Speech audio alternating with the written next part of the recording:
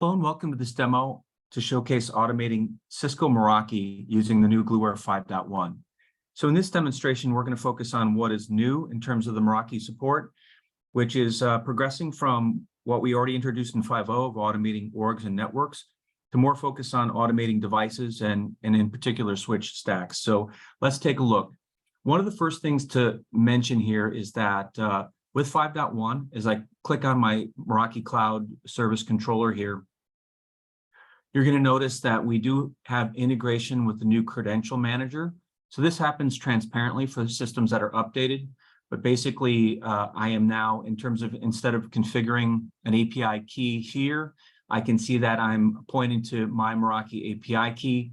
And then therefore, in my settings in the credential manager, which is new in 5.1, I have my Meraki key name here. And then if I edit here, I can come in and this is where I would configure the credentials for my API key. So just to point out that that new integration here is available here in 5.1. Navigating back into Device Manager, what I want to show as well is the new switch stack support. And so that once we dig into the stack support a little bit more, we'll showcase how we automate configuration at the SVI and VLAN layer down at the device layer. So just a quick note here to switch over to this tab. The Meraki network that I am automating here is the network called Office Lab. If I browse the switches that are in this network, I can see that, I have several, as soon as it refreshes here,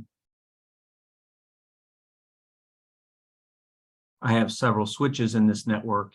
And then if I look at the stack membership in the switch stack navigation here,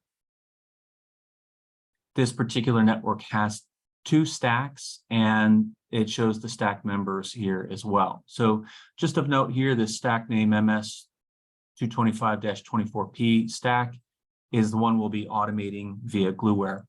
So navigating back into Gluware here in Device Manager, if I close out this panel on the top with the details on the Cisco Meraki Cloud Controller here, I see the inventory I've collected from the Cloud Controller.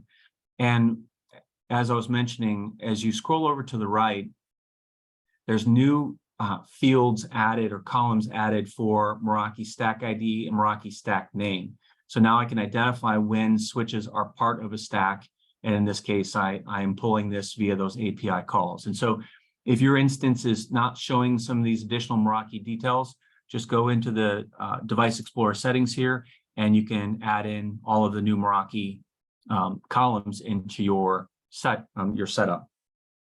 So with that, I'll take one further step here, and I'll just double click into one of these switches and just show you the additional detail that is highlighted. You can see the again, the org, network, stack membership, and then as you scroll down, you get more details, and you can see here the stack name, stack ID, and the stack members. So all of those details are pulled into the Gluware database and available and can be used for various purposes, reporting and other generation of information with this data. So now that we've covered that, we want to get into more of the point of this demo, which is highlighting the automation of device level parameters like the SVI and VLAN. So let's navigate into Config Model Editor.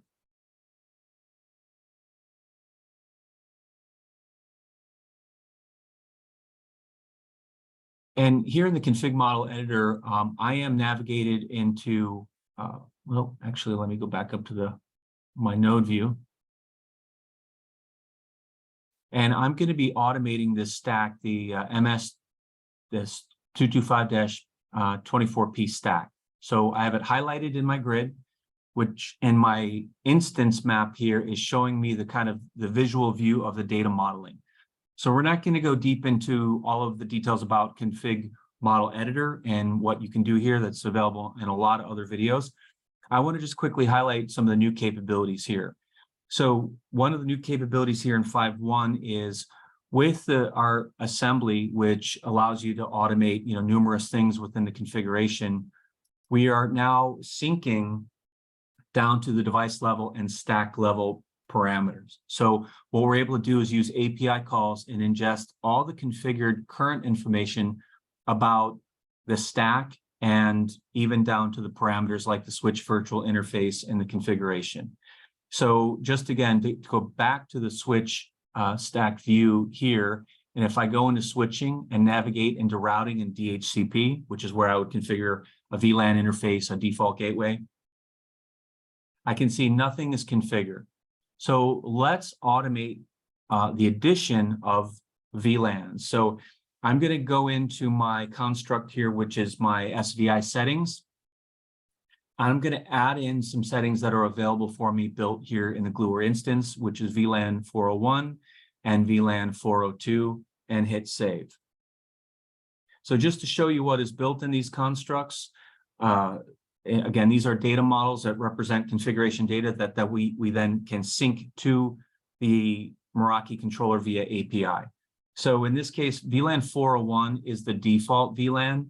Meraki requires one of the VLANs to be the default, which will include your subnet and default gateway information. So it's not just VLAN ID 401, you have your subnet and default gateway for routing purposes.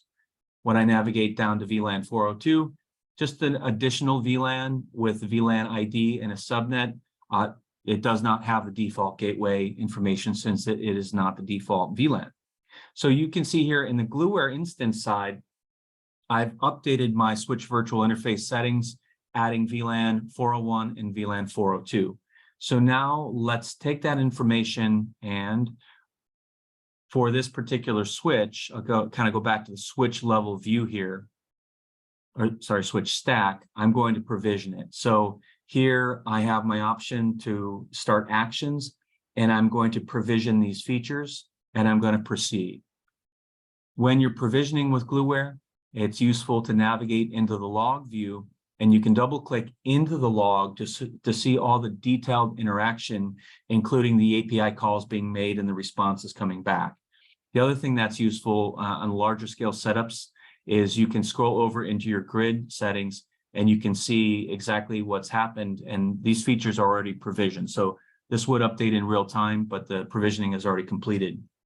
If I scroll to the end of my log, I see it's finished here, and I can navigate back out here and see it provisioned successfully. So now when I navigate back into my Meraki environment, the dashboard, and I refresh this view, I can see that VLAN 401 and VLAN 402 are configured along with the default routing information associated with that default VLAN. So relatively quick demo here, but this highlights the expanded ability of Gluware to automate Cisco Meraki with Gluware 5.1 and get more details about stack level support, as well as automating device level parameters, including switch virtual interface and VLAN, what we show here. Thank you.